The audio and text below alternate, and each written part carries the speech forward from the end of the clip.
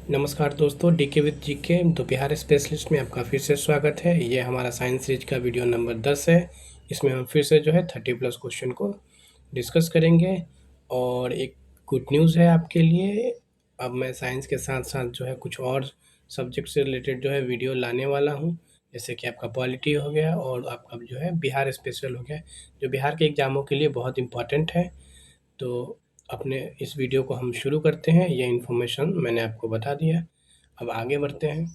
तो पहला क्वेश्चन है आज का हमारा कि पर्यावरण का अनुकूल बहुलक का उदाहरण है। पर्यावरण का अनुकूल का मतलब होता है वैसा वैसा बहुलक, यानी कि वैसा पॉलीमर जो कि पर्यावरण के हिसाब से वो सही हो, मतलब कि वो बायोडिग्रेडेबल हो। तो ऑप्शन के हिसाब से आपका क्या हो जाएगा?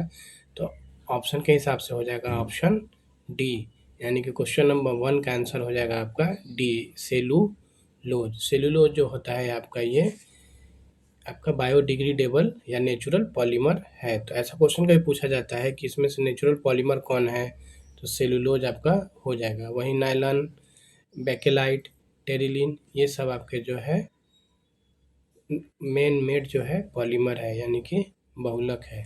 नायलॉन आपका एक सिंथेटिक फाइबर होता है। वही बेकेलाइट का बात करेंगे तो ये आपका थर्मोसेटिंग प्लास्टिक इससे बनता है। थर्मोसेटिंग प्लास्टिक क्या होता है? तो वो प्लास्टिक जो कि आसानी से गलता नहीं है। जैसे कि आपके कुकर का जो हैंडल होता है या कोई भी और जो वो आपका बर्तन होता है, तो जो हैंडल जिससे बना होता है वो आपका थर्मोसेटिंग प्लास्टिक होता है। आगे बढ़ते हैं।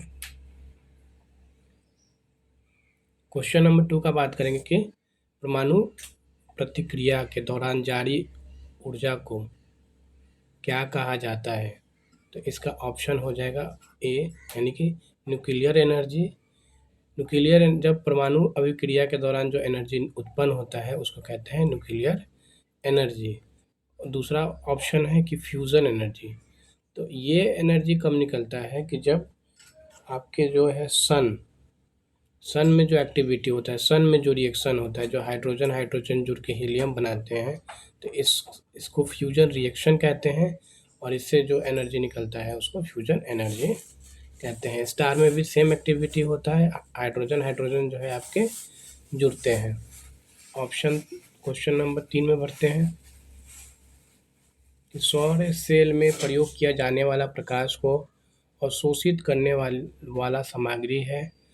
तो जो सोलर प्लेट होता है आपका, उसमें सबसे ज़्यादा किस चीज़ का यूज़ होता है? तो वो होता है ऑप्शन ए, यानी कि सिलिकॉन। सिलिकॉन यूज़ करके ही जो है सोलर प्लेट का जो है निर्माण किया जाता है। और ये आपके जो है सोलर एनर्जी को ऑब्जॉर्व करके इलेक्ट्रिक एनर्जी में जो है कन्वर्ट करते हैं। ठीक है। एक नया स्कीम है गवर्नमेंट का कि पीएम सूर्य घर योजना। तो ये किससे रिलेटेड है? तो ये सोलर एनर्जी से आपका रिलेटेड है। और रिसेंटली जो है बिहार गवर्नमेंट ने जो है 125 यूनिट जो है बिजली फ्री किया है। और बिहार गवर्नमेंट का टारगेट है कि 3 सालों के अंदर जो है 10,000 मेगावाट बिजली जो है सोलर एनर्जी से जो है प्रोड्यूस किया जाए। तो ये करेंट के लिए भी बहुत इंपॉर्टेंट हो जाता है आपका। तो आगे बढ़ते हैं। क्वेश्चन नंबर 4 की तकनीक जिसके द्वारा स्थापित किया गया कि सूरज मुख्य हाइड्रोजन से बना है। तो कैसे पता चला कि सूरज जो है हाइड्रोजन से ही बना है? तो इसका आंसर हो जाएगा स्पेक्ट्रम विश्लेषण। ठीक है, यानी कि ऑप्शन ए, स्पेक्ट्रम एनालिसिस से या विश्लेषण से यह पता चला है कि सूर्य जो है हाइड्रोजन से बना है। ठीक है। ऑप्शन नंबर आगे बढ़ते हैं। Question number 5। क्वेश्चन नंबर 5 में बोल रहा है कि Bhopal a prayer for rain एक फिल्म जो हाल में प्रदर्शित हुई है और औद्योगिक दुर्घटना पर आधारित है। 3 दिसंबर 1984 को भोपाल में कौन सी गैस का रिसाव वास्तव में हुआ था? तो यहाँ से 2 फैक्ट्स आपके लिए बहुत इंपॉर्टेंट हो जाता है। एक कि 3 दिसंबर 1984 को भोपाल गैस रिसाव का जो है घटना हुआ था। वहीं इसमें कौन सा गैस लीक हुआ था? तो इससे रिलेटेड जो है आपका ऑप्शन सी हो जाएगा, यानी कि मिथाइल आइसोसाइनेट। तो ये क्वेश्चन बहुत बार पूछा जाता है, या तो इसका डेट पूछ लिया जाता है और ईयर, या और इसके अलावा जो है कौन सा गैस लीक हुआ था वो पूछ लिया जाता है। ठीक है। और ऑप्शन हम देखेंगे तो और ऑप्शन क्या है, तो क्लोरीन है। क्लोरीन जो है आपका टीयर गैस बनाने में यूज़ किया जाता है। वही अमोनिया भी है, ये भी आपका जो है एक टॉक्सिक गैस होता है। और इसके बारे में हम लोग मिथाइल आइसोसिएनेट के बारे में बात कर चुके हैं कि 1884 में ये घटना हुआ था। क्वेश्चन नंबर 6, कार की बैटरी में इसका इस्तेमाल होता है, मतलब किसका इस्तेमाल होता है, तो इसका आंसर हो जाएगा आपका ऑप्शन ए, यानी कि सल्फ्यूरिक एसिड। सल्फ्यूरिक एसिड का फार्मूला क्या होता है, तो H2SO4। तो ये आपका सल्फ्यूरिक एसिड जो है कार की बैटरी में यूज़ किया जाता है। ये क्वेश्चन भी बहुत रिपीटेड है और बार बार पूछा जाता है। वहीं अगर दूसरे ऑप्शन का बात करेंगे कि हाइड्रोक्लोरिक एसिड क्या होता है, तो ये आपके स्टमक में होता है और बहुत ये स्ट्रॉन्ग एसिड होता है। और तीसरा बात करेंगे नाइट्रिक एसिड, तो इससे आपका फर्टिलाइज़र बम बनाने में यूज़ किया जाता है। और साइट्रिक एसिड का बात करेंगे तो ये आपके फ्रूट्स में, खट्टे फ्रूट्स में मिलते हैं और ये विटामिन सी का गुड सोर्स होते हैं। क्वेश्चन नंबर 7 में बढ़ते हैं और ये देखिए आपका CGL-2 मुख्य परीक्षा में पूछा गया है 2016 में। क्वेश्चन नंबर 7, निम्नलिखित में से कौन सा तत्व सोलर सेल में उपयोग किया जाता है, तो ये पीछे भी क्वेश्चन था और ये फिर से क्वेश्चन आ गया, यानी कि ये क्वेश्चन जो है बार बार पूछा जाता है और रिपीटेड है। तो इसका आंसर हो जाएगा ए, सिलिकॉन। क्वेश्चन नंबर 8 में बढ़ते हैं। क्वेश्चन नंबर 8 कह रहा है कि इलेक्ट्रिक बल्ब में फिलामेंट बना होता है, तो फिलामेंट आपका बना होता है ऑप्शन ए, यानी टंगस्टन से। वही अगर हम बात करेंगे नाइक्रोम, तो नाइक्रोम जो है आपके आयरन में यूज़ किया जाता है। इसका रेसिस्टेंस ज़्यादा होने के कारण जो है इस पे जो है हीटिंग इफेक्ट काम करता है, यानी किसी भी चीज़ को गर्म करने में ये यूज़ किया जाता है। तो इसका यूज़ आयरन में जो है किया जाता है। आप कमेंट करके जो है ये किस किस चीज़ से जो है नाइक्रोम बना होता है आप बता सकते हैं, क्योंकि ये भी पूछा जाता है। वही अगर बात करेंगे शीशा का, तो इसका सिंबल होता है PV। और पिछले से वीडियोज़ में हम लोग पढ़े थे कि शीशा जो है क्यों यूज़ किया जाता है, तो रेडियो एक्टिव एलिमेंट जो होता है उसको रखने के लिए। तो एल्युमिनियम का बात करेंगे तो Al इसका सिंबल होता है, एटॉमिक नंबर इसका 13 होता है, बॉक्साइड से ये मिलता है आपका। वही अगर बात करेंगे इसका यूज़ कहाँ होता है, तो खाना बनाने में के बर्तन में भी इसका यूज़ होता है। वहीं इसका एलॉय यूज़ किया जाता है एरोप्लेन एयरक्राफ्ट बनाने में, क्योंकि ये हल्का और मजबूत होते हैं।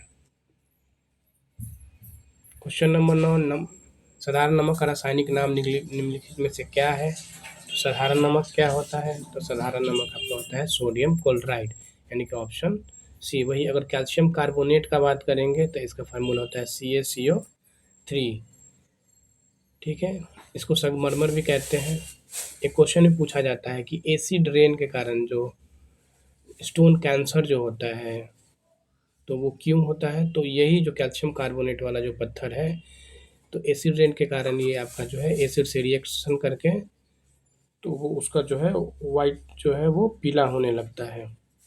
कोई अगर ऑप्शन बात करेंगे sodium carbonate, option B, sodium carbonate decahydrate, मतलब उसमें 10 पानी का मॉलिक्यूल्स डालने पर ये आपका जो है वॉशिंग सोडा बनता है।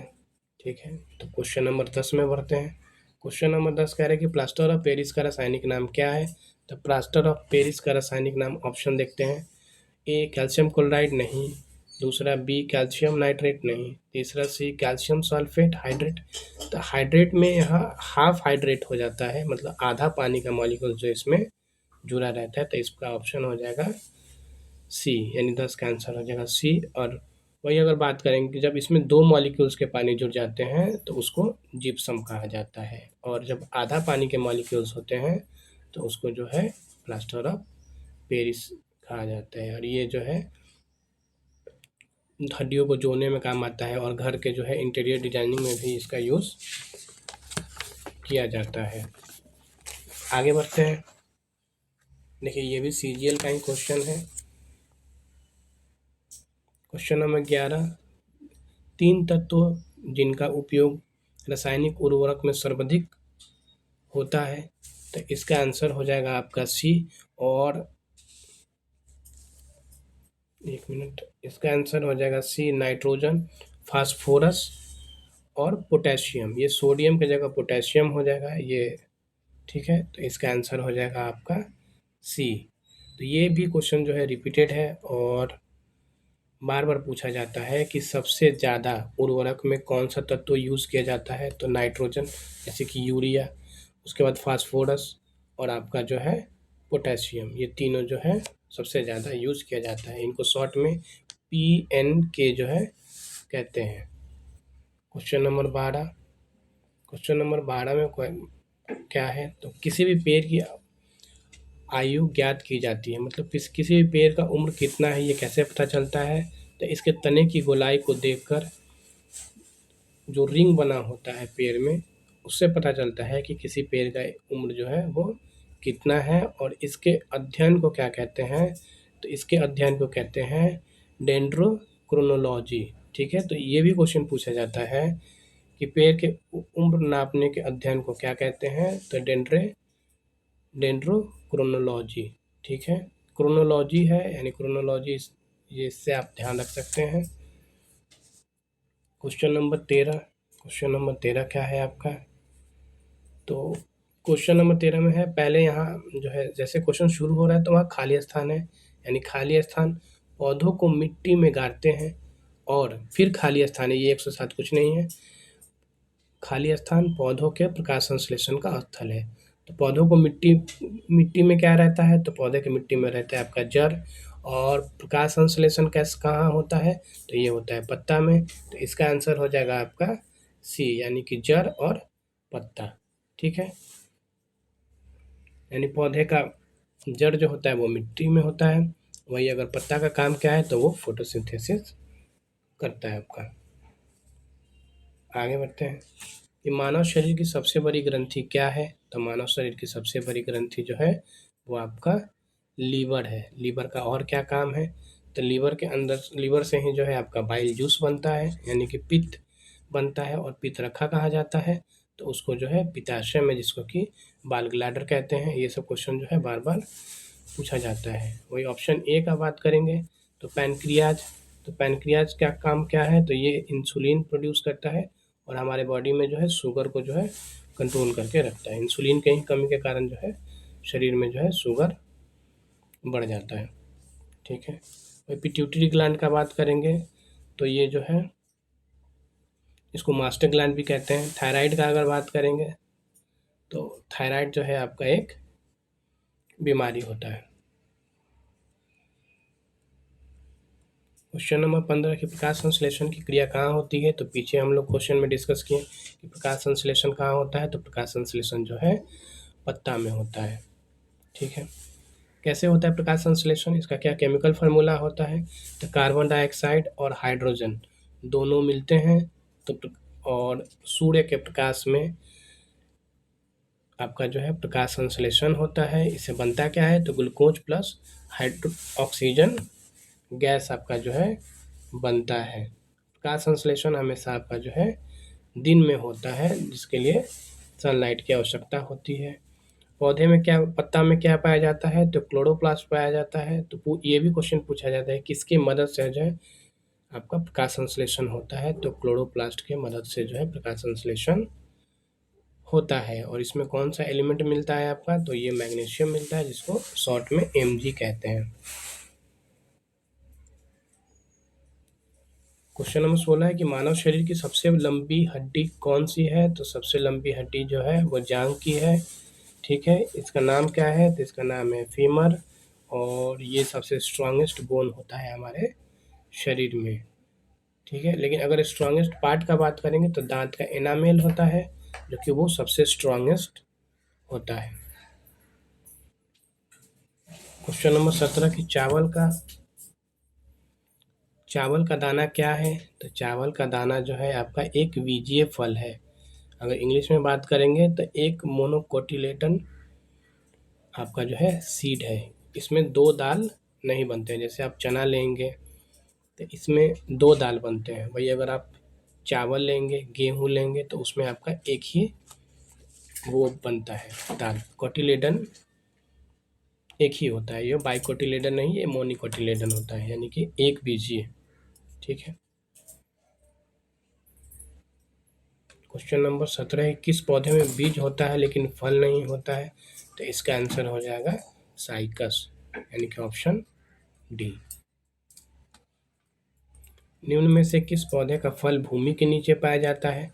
तो इसमें क्वेश्चन 19 जो है, इसमें आपको लगेगा कि नहीं, गाजर भी भूमि के अंदर मिलता है, मूली भी मिलता है, आलू भी मिलता है, मूंगफली, लेकिन क्वेश्चन पूछा है कि पौधे का फल। तो फल जो है ये इसका आंसर हो जाएगा ऑप्शन डी, क्योंकि गाजर, मूली, आलू जो हो ये आपका फल नहीं है। गाजर आपका रूट है, यानी कि जड़ है, वही मूली भी आपका है, जड़ है, वही आलू जो है आपका तना है। तो ये तीनों के तीनों फल नहीं है, तो इसलिए इसका आंसर हो जाएगा ऑप्शन डी, मूंगफली। क्वेश्चन नंबर 20 है कि मटर पौधा है, तो मटर पौधा क्या है, किस टाइप का पौधा है? तो ये शाक है। शाक इंग्लिश में कहते हैं हर्ब्स, यानी कि ये हर्ब्स है, ये पुष्प नहीं है, झाड़ी नहीं है, तो इसका आंसर हो जाएगा ऑप्शन ए, यानी कि शाक। क्वेश्चन नंबर 21 में कह रहा है कि येलो केक नामक जिस वस्तु की सीमा पार तस्करी की जाती है वह क्या है? हीरोइन का अपकृष्ट रूप है? तो नहीं। यूरेनियम ऑक्साइड है? तो यस, इसका ऑप्शन हो जाएगा option B, uranium oxide. Yellow cake से आप हमेशा याद रखेंगे कि ये यूरेनियम ऑक्साइड के लिए यूज किया जाता है। क्वेश्चन नंबर 22 की किस मौसम में वसा की अधिक आवश्यकता होती है? वसा मतलब फैट। तो किस मौसम में फैट लोग ज़्यादा कंज्यूम करते हैं? तो ऑप्शन ए है वर्षा में, ऑप्शन बी है वसंत, ऑप्शन सी है शीत, ऑप्शन डी है ग्रीष्म। तो इसका आंसर हो जाएगा ऑप्शन सी, यानी शीत, यानी विंटर सीजन में लोग ज़्यादा फैट्स कंज्यूम करते हैं। ठीक है, यानी कि मांस मछली ज़्यादा कंज्यूम करते हैं। वही अगर बात करेंगे क्वेश्चन नंबर 22, तो पृथ्वी तल से ऊपर या नीचे जाने पर गुरुत्वीय त्वरण का मान क्या होता है? तो आप पृथ्वी तल से ऊपर जाएं या फिर नीचे जाएं तो ग्रेविटेशनल फोर्स जो है आपका वो घटता है। ठीक है, अब इससे रिलेटेड 2-3 क्वेश्चन जो है बार बार पूछा जाता है। पहला क्वेश्चन कि जी का वैल्यू सबसे ज़्यादा कहाँ होता है और धरती पे? तो जी का वैल्यू सबसे ज़्यादा जो है पोल पे होता है। ठीक है, यानी ध्रुव पे होता है। फिर दूसरा क्वेश्चन पूछा जाता है कि सबसे कम कहाँ होता है? तो सबसे कम जो है आपका इक्वेटर पे होता है। ठीक है, अगर हम लोग बात करेंगे धरती के सेंटर पे, तो धरती के सेंटर पे जो है, केंद्र पे जो है आपका जी का वैल्यू 0 हो जाता है। फिर चौथा क्वेश्चन बनता है कि जी का वैल्यू क्या होता है? तो जी का वैल्यू होता है 9.8 मीटर पर सेकेंड स्क्वायर। कभी कभी जो है 10 भी जो है कैलकुलेशन को आसान करने के लिए इसका वैल्यू लिया जाता है। ठीक है, एक क्वेश्चन और इससे पूछा जाता है कि जी का वैल्यू जो है चंद्रमा पर कितना हो जाता है? तो जी का वैल्यू चंद्रमा पर जो है 1/6 हो जाता है। क्वेश्चन नंबर 23, एक चलती हुई वस्तु पर कोई बल का प्रयोग न हो तो वह निरंतर गति के साथ चलेगा। तो ये 23 नंबर क्वेश्चन जो है आपका न्यूटन लॉ से रिलेटेड है। न्यूटन का पहला नियम यही कहता है कि जब कोई बाह्य बल यानी कि एक्सटर्नल फोर्स आपका नहीं लगता है, तो जो वस्तु जिस अवस्था में है वो उसी अवस्था में रहेगी। अगर वो चल रही है तो लगातार चलती रहेगी, अगर वो रुकी है तो वो रुकी ही रहेगी जब तक कि कोई उस पर एक्सटर्नल फोर्स न लगे। तो इसका आंसर हो जाएगा ऑप्शन सी। आगे है कि आवेग। आवेग क्या होता है? तो इसको इंग्लिश में मोमेंटम कहते हैं। इसमें मास इंटू वेलोसिटी होता है। त्वरण क्या होता है? तो इसको एक्सेलरेशन कहते हैं, और ये मीटर पर सेकेंड स्क्वायर होता है। आगे बढ़ते हैं, क्वेश्चन नंबर 24 कह रहा है कि सभी चुंबकत्व का स्रोत होता है। तो सभी चुंबकत्व का स्रोत क्या होता है? तो इसका आंसर हो जाएगा ऑप्शन बी, संबंध परमाणुओं के छोटे डोमेन, यानी कि जो आपका एटम होता है और उसके अंदर जो पार्टिकल्स होते हैं, तो उसमें जो एक्टिविटी होता है उसके कारण जो है आपका परमाणु जो है, चुंबकीय तत्व जो है वो आपका उत्पन्न होते हैं। ठीक है, क्वेश्चन नंबर 25 कि एक थके हुए वस्तु में इनमें से क्या हो सकता है? तो एक थके हुए वस्तु में आपका जो है ऊर्जा हो सकता है, यानी कि ऑप्शन डी, कैसे समझेंगे इसको? तो उदाहरण के लिए कि कोई ऑब्जेक्ट जो है उसको उठा के हम जो है कुछ ऊंचाई पर रख देते हैं, तो वस्तु तो स्थिर है, रुका हुआ है, लेकिन उसके अंदर कौन सा एनर्जी है? ऊर्जा है, क्योंकि उसके अंदर जो है पोटेंशियल एनर्जी आपका है। ये तीनों नहीं हो सकता है। अगर कोई वस्तु थका हुआ है तो उसमें गति नहीं हो सकता है, मोमेंटम, स्पीड नहीं हो सकता है, वेग नहीं हो सकता है। तो ये तीनों आपके नहीं पाए जाएंगे।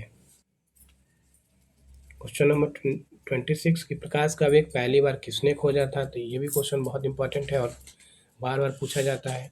तो इसका ऑप्शन क्या है? तो ऑप्शन देखें, गैलीलियो। क्या गैलीलियो ने प्रकाश का वेग पहली बार खोजा था? तो नहीं। तो इसका आंसर क्या हो जाएगा? तो इसका आंसर हो जाएगा ऑप्शन डी, यानी कि रोमर ने जो है पहली बार प्रकाश के वेग को खोजा था। और बाकी ऑप्शन को हम लोग डिस्कस करेंगे कि गैलीलियो किससे रिलेटेड है। तो गैलीलियो ने ही जो है टेलीस्कोप का खोज किया था, ये भी क्वेश्चन पूछा जाता है। वही न्यूटन का एक थर्ड लॉ, 3 रूल है। उसके अलावा न्यूटन ने ग्रेविटेशनल फोर्स का जो है खोज किया है। आइंस्टीन से रिलेटेड क्या है? तो आइंस्टीन का जो है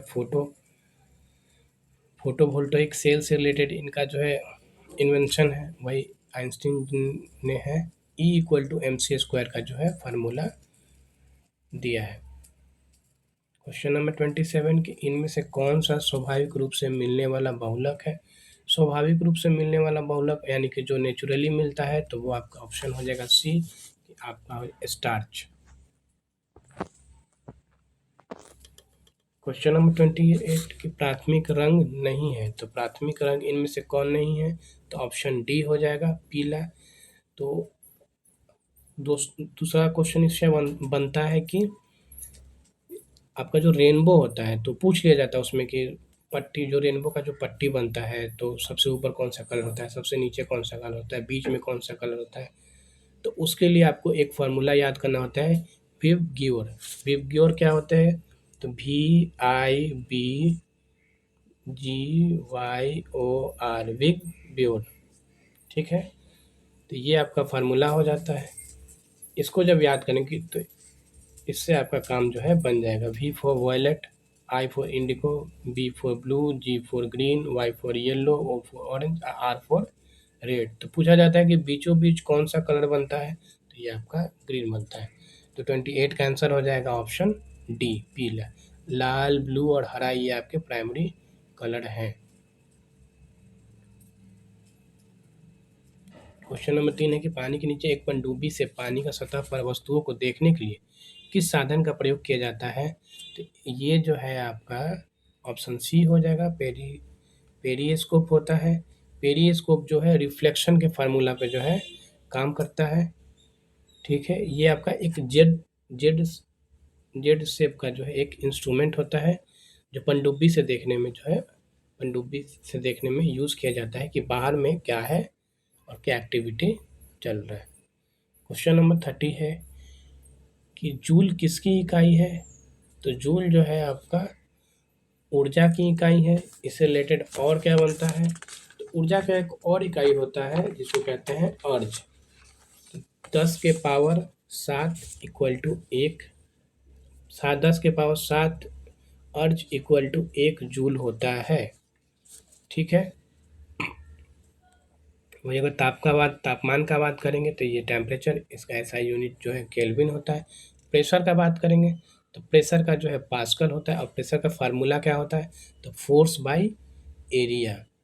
फोर्स को जब हम एरिया से डिवाइड करते हैं तो आपका प्रेशर बन जाता है। प्रेशर आप कमेंट करके बता सकते हैं कि स्केलर यूनिट है, अदिश राशि है या सदिश राशि है। इंग्लिश वालों के लिए स्केलर है या फिर वेक्टर है। भाई ऑप्शन सी, तो ये तो हमारा आंसर ही हो गया। अगर हम ऑप्शन डी का बात करेंगे तो ये आपका बल है। बल क्या होता है? यानी कि फोर्स का फॉर्मूला क्या होता है? तो मास इनटू एक्सेलरेशन। ठीक है, और इसका एसआई यूनिट क्या होता है? तो एसआई यूनिट आपका जो होता है न्यूटन होता है। इसका एक और यूनिट होता है जिसको हम लोग कहते हैं डाइन। तो 10⁵ डाइन इक्वल टू होता है आपका 1 न्यूटन। तो ये सब सारा क्वेश्चन जो है आपसे डायरेक्ट पूछ लिया जाता है कि बताइए डाइन किसका है, या फिर 1 न्यूटन इक्वल टू कितना डाइन होता है, या फिर अर्ज क्या है, किसका यूनिट है, और 10⁻⁷ अर्ज इक्वल टू कितना जूल होता है।